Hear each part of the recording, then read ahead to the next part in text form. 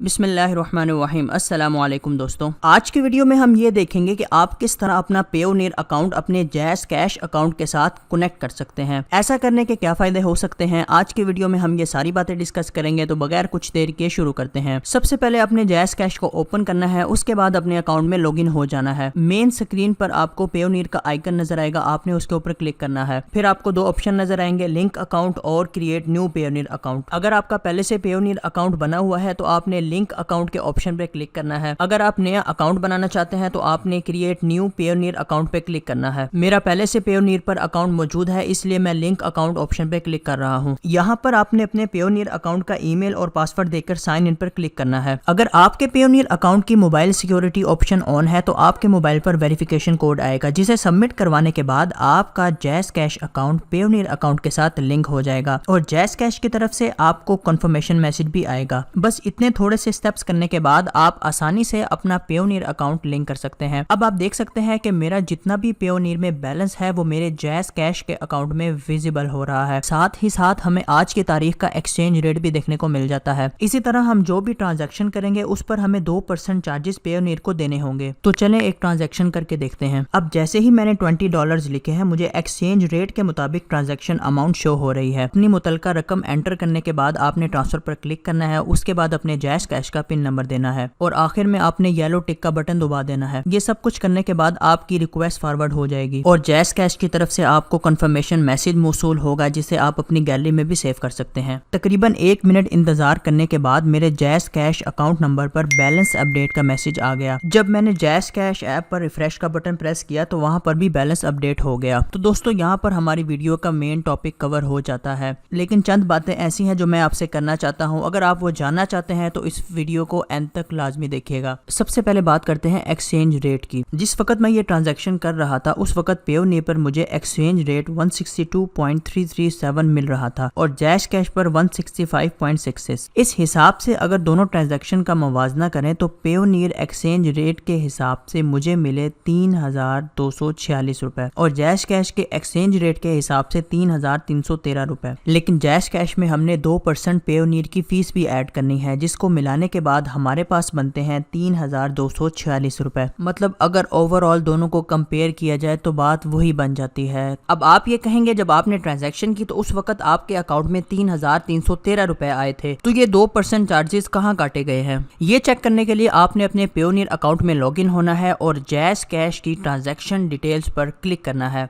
और यहाँ पर आप देख सकते हैं कि पेयोनियर ने $0.40 अपनी फीस काट ली है। अब यहाँ पर जो बात आपको समझाने की है वो ये है कि ट्रांजैक्शन करते वक्त आपको जैज़ कैश में ज़्यादा पैसे इसलिए नज़र आते हैं क्योंकि आपकी पेयोनियर की फीस पहले ही काट ली जाती है और हम यही समझते हैं कि पेयोनियर से हमने $20 की ट्रांजैक्शन की है, लेकिन अगर आप गौर करें तो यहाँ पर $20.40 डिडक्ट हुए हैं। इसी तरह जैज़ कैश की मदद से मैंने एक और ट्रांजैक्शन भी की, तो चले वो देखते हैं। आप देख सकते हैं कि यहाँ पर मैंने $150 एंटर किए हैं और एक्सचेंज रेट के हिसाब से मुझे मिलेंगे 24,847 रुपए। ट्रांजैक्शन कंप्लीट करने के बाद जब मैंने पेयोनियर पर जाकर चेक किया तो वहां पर मेरे $153 कटे हुए थे। जैसा कि मैंने आपको पहले बताया कि पेयोनियर हर ट्रांजैक्शन पर 2% फीस लेता है, तो उस हिसाब से $150 की ट्रांजैक्शन पर पेयोनियर ने $3 फीस काटी है। अगर ओवरऑल दोनों तरीकों से पैसे मंगवाएं तो बात वही बन जाती है और हमें अपनी ट्रांजैक्शन में कोई भी फर्क देखने को नहीं मिलता। अब आप ये सवाल पूछ सकते हैं कि हम पेयोनियर से बैंक अकाउंट में पैसे मंगवाने के बजाय जैज़ कैश की सर्विस का इस्तेमाल क्यों करें? जैज़ कैश का सबसे बड़ा फायदा यह है कि इसमें ट्रांजैक्शन लिमिट $1 है, मतलब आप $1 भी निकलवा सकते हैं। इसी तरह अगर पेयोनियर से बैंक अकाउंट में पैसे निकलवाने की बात की जाए तो उसकी लिमिट $100 है, मतलब जब तक आपके अकाउंट में $100 नहीं होते आप पैसे नहीं निकलवा सकते। और कभी इमरजेंसी में आपको पैसों की जरूरत पड़ जाती है तो आप जैज़ कैश की सर्विस का खूब इस्तेमाल कर सकते हैं। अब आखिरी बात करके इस वीडियो को खत्म करता हूँ। जैज़ कैश का सही फायदा आपको तब होगा जब आप इससे अपनी ट्रांजैक्शन के पैसे नहीं निकलवाते। मतलब आपने जो भी चीज खरीदनी है, बिजली का बिल देना है, गैस का बिल देना है, वो सब आप जैज़ कैश की मदद से करें, क्योंकि अगर आप पैसे निकलवाते हैं तो उस पर आपको एडिशनल फीस देनी पड़ेगी, जिससे आपको नुकसान होगा। इस वीडियो में मैंने आपके सामने सारी चीजें तफसील से डिस्कस की हैं और मुझे उम्मीद है कि आपको ये वीडियो पसंद आई होगी।